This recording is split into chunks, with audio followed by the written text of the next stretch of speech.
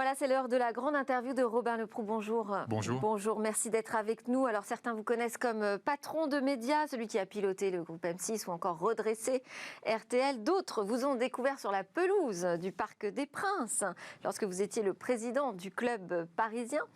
Les plus fouteux savent d'ailleurs que vous n'avez pas juste marché sur cette pelouse pendant quelques années, mais que vous avez chaussé les crampons pendant 45 ans à peu près. Ah oui, j'ai écumé pratiquement tous les clubs de la région parisienne dans toute ma longue carrière, très moyenne mais longue. Mais bon, il me semble quand même que peu connaissent votre deuxième loisir de prédilection après le ballon rond. Donc comme ça, Robin Leproux, vous êtes un gamer?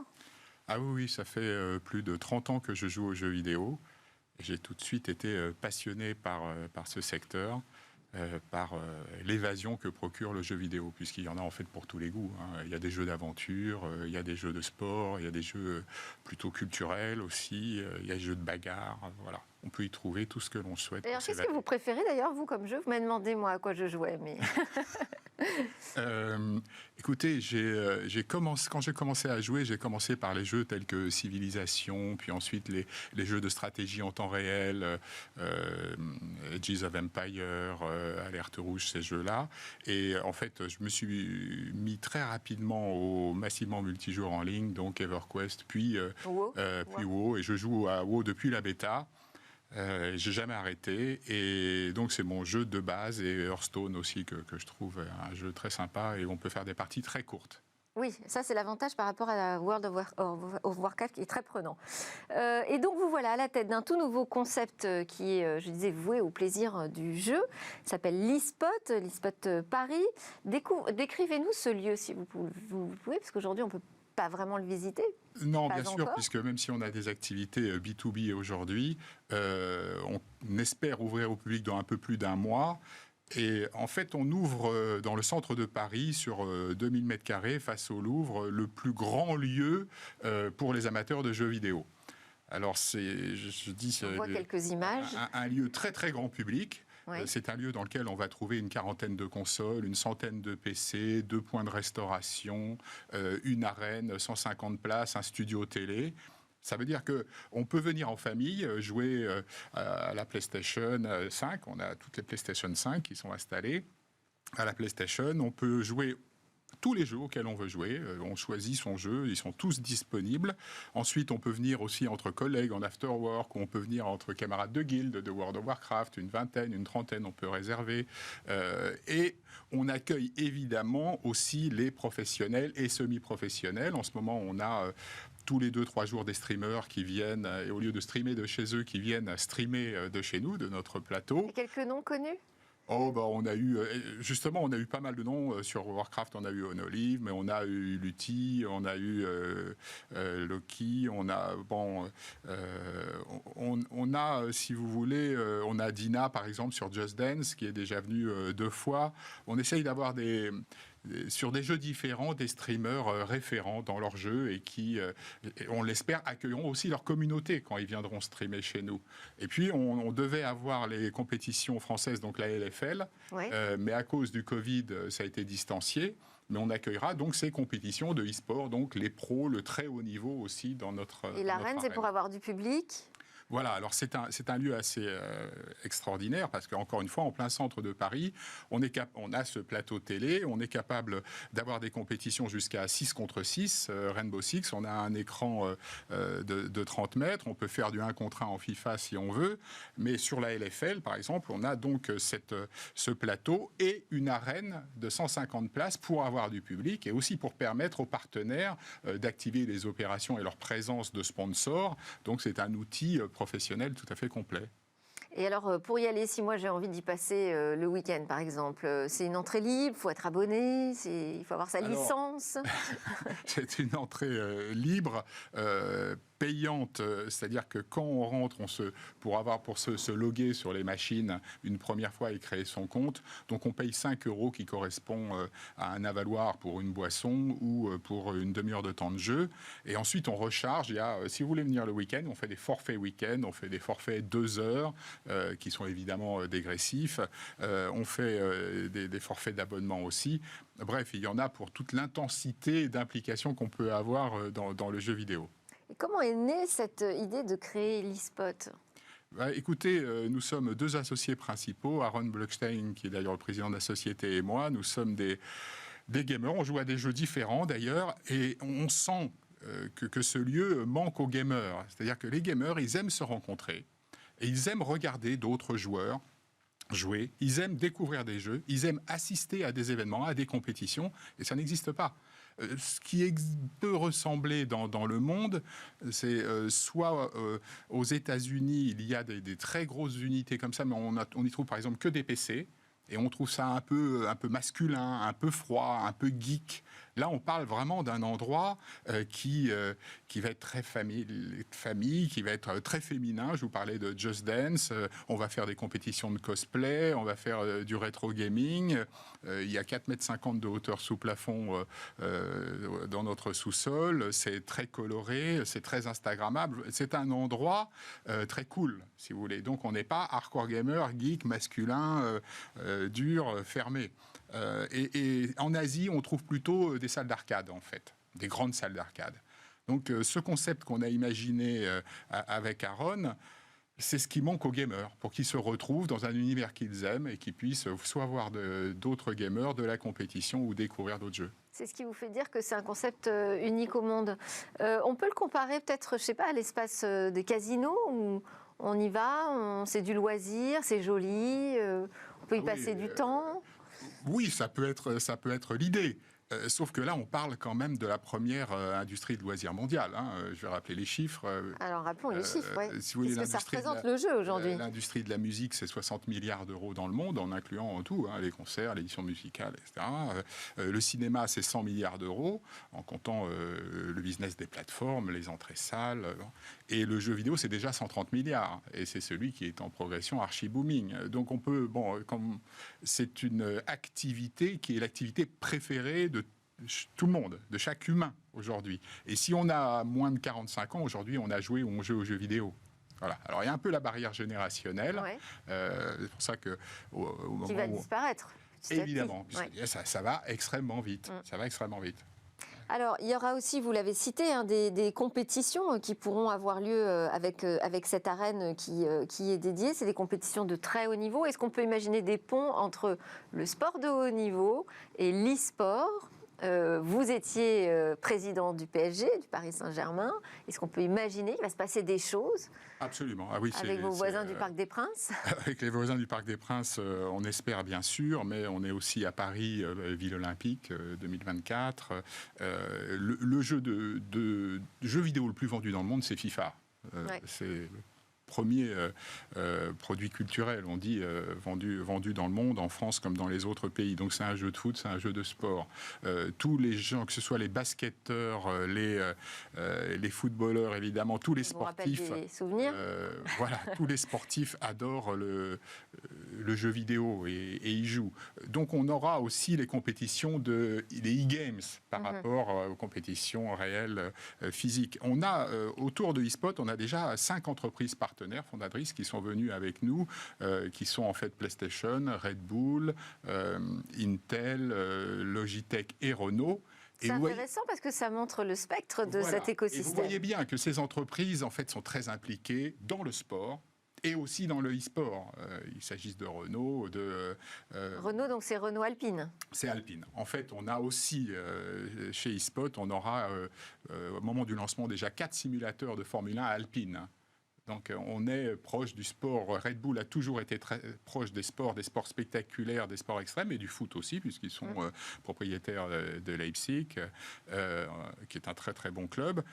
On voit très bien les passerelles que vous évoquez entre le sport et le e-gaming.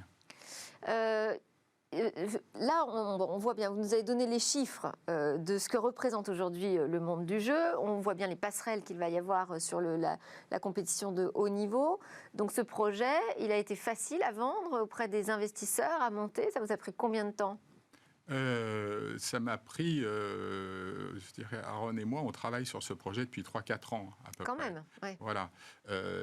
Oui, la partie du financement, on a la chance d'avoir à nos côtés en fait des personnes physiques qui sont issues pour moitié des milieux artistiques d'ailleurs, Ouais. et pour une autre moitié du monde des affaires, mais qui sont venus en leur nom propre. On n'a pas de fonds, il n'y a pas de grandes institutions bancaires, etc.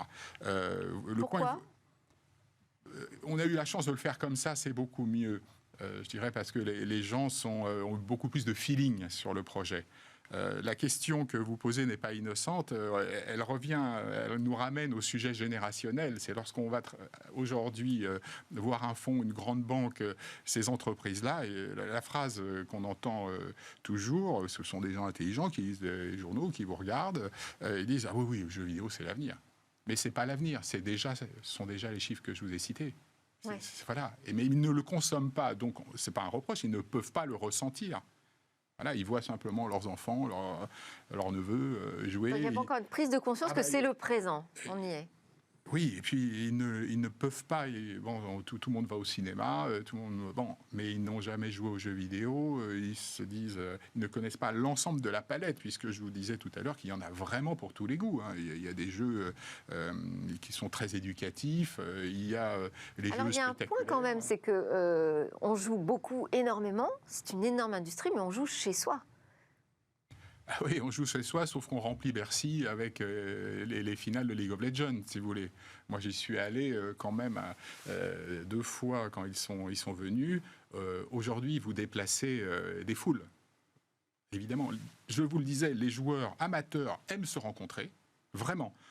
Moi, depuis que je joue, je vous le disais, à World of Warcraft, au moins une fois ou 2 par an, on va à la méchante pizzeria du coin se faire les rencontres IRL, in real life, où on se retrouve, on discute de nos raids, machin. Bon, et ça, dans tous les jeux vidéo, les joueurs aiment se rencontrer, et sur les compétitions spectaculaires de tous les jeux, ça attire les foules. On est capable de remplir des stades entiers, et les joueurs se mobilisent. Vous savez, les streamers avec leur communauté, dialoguent. Prenons l'exemple...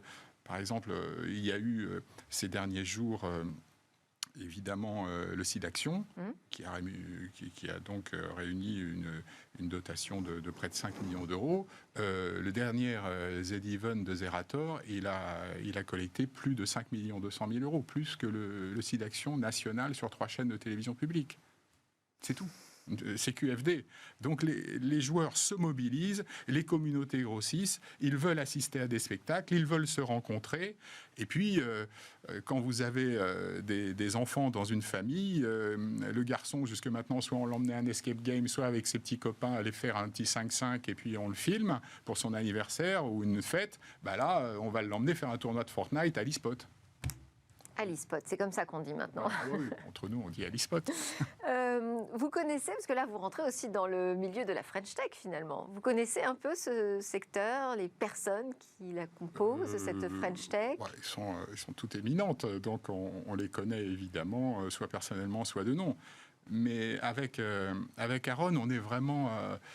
Vous n'avez pas sur l'impression d'être, si de rentrer dans un univers spécifique? On se sent très très proche des joueurs, des streamers qui sont venus déjà par dizaines streamer chez nous. On parle le même langage, c'est notre activité. Vous voyez, les institutions bancaires, les choses comme ça, on est vraiment dans l'opérationnel. Alors oui, on est rentré modestement dans ce club-là en étant entrepreneur, nouvelle start-up, actrice, mais... visible, puisqu'on est quand même face au Louvre sur 2000 mètres carrés.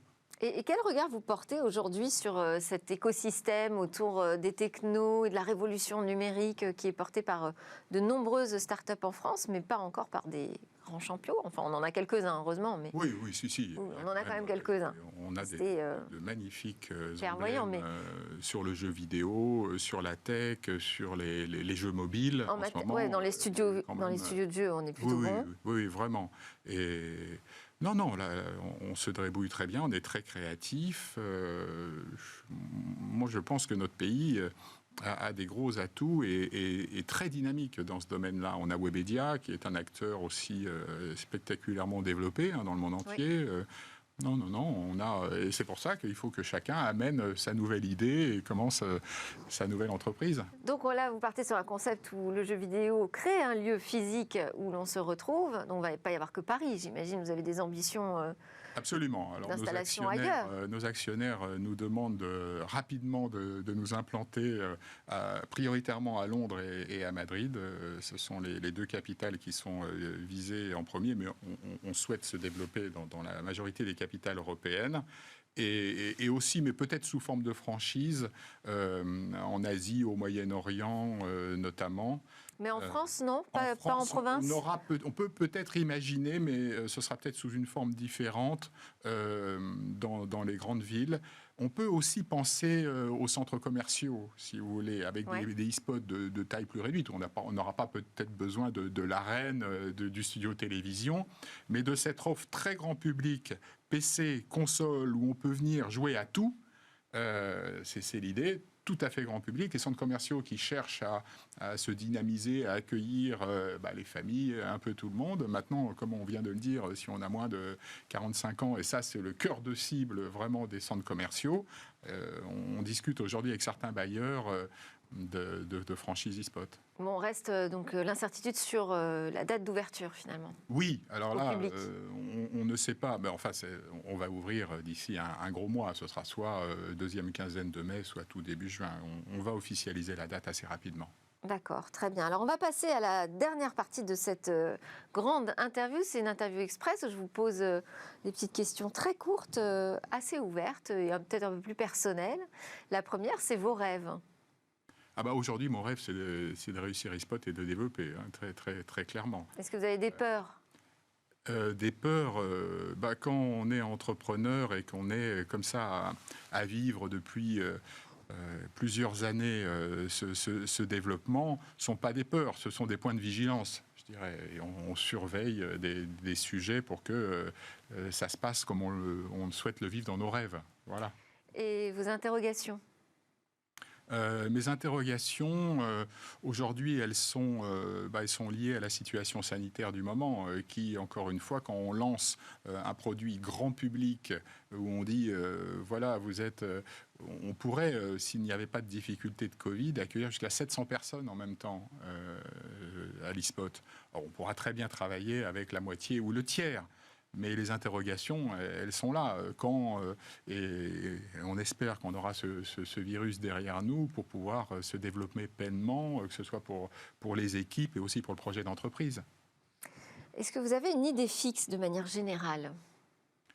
Non, une idée fixe.